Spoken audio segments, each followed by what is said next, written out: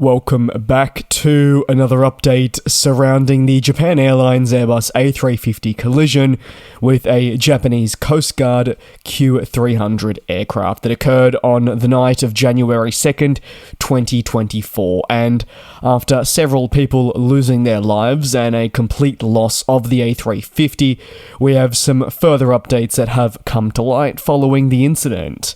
The quick thinking of the crew on board the Japan Airlines plane and the safety procedures which massively highlighted leaving carry-on baggage in an emergency are being commended.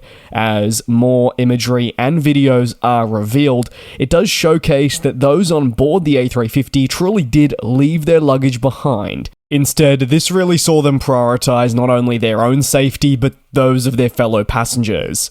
On several occasions, you may unfortunately recall, we have seen significant incidents that have, you'd argue, become far worse in terms of the loss of life, because there were passengers exiting the aircraft cabin that were delayed due to others further ahead of them attempting to fetch their belongings. Leaving behind carry-on baggage in the event of a major emergency is something that aviation authorities, among many other governing bodies, have called for, although it is very hard to mandate in the moment, but this is something that is no doubt being highlighted.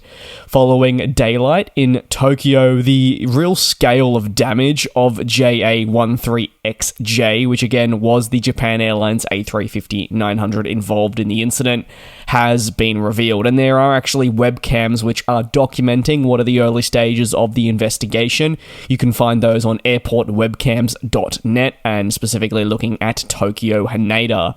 Essentially, the Airbus A350 has been burnt to almost nothing, and there are really only specific features of the aircraft that are looking mostly intact. When I say mostly, you're basing it off the other parts being burnt to the ground. That would include your wingtip, and engine on the left side. Also, I think one of the more daunting focuses is on the front of the aircraft, where you're only able to see a slight outline of where the front nose and cockpit would be, whereas everything around it has been burnt to the ground, really indicating just the severity of this incident. Forensic experts from Airbus and the French state agency BEA will be arriving in Japan on January 3rd, 2024, so today, but that is depending on when you're watching this video, to begin investigating the circumstances behind the incident.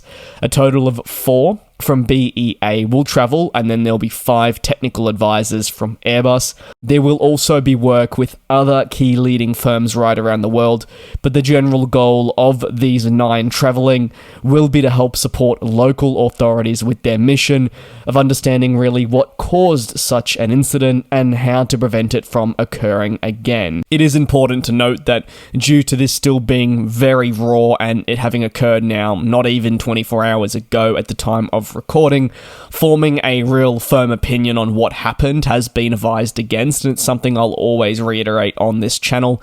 We do still need a thorough and in-depth investigation with experts to really fully determine the causes and what contributed to what we saw take place. While the investigation will take some time, it doesn't take very long to have a look at some of your leading industry analysts that are really focusing on the instructions that were provided to the 2 aircraft types, among many other circumstances. No doubt as time progresses, there will be more updates surrounding the incident, but I personally think 24 hours on, not only do we mourn the losses of those that lost their lives on the Japan Coast Guard aircraft type, but also commend the fast thinking of the crew, a fantastic evacuation that managed to save hundreds and hundreds of people from a potentially far more fatal incident. This incident has truly felt not just tragic, but also remarkable for a host of different reasons. As I touched on, we did lose people in the incident, all on the Japanese Coast Guard aircraft. But when taking a look at the A350 and the end result of it, to think that 379 people came off that aircraft all safely is quite incredible, and I think speaks volumes about the direction our industry is headed, which is in a more positive manner. And as I reiterated in the video yesterday, it also highlights the safety of these next-generation aircraft. It is an absolute blessing that we don't need to see these safety innovations proved on a more common occurrence, but when something does happen, it really is highlighted. I do appreciate you tuning in. I'll see you next time, whether that be related to more updates on this incident or something else.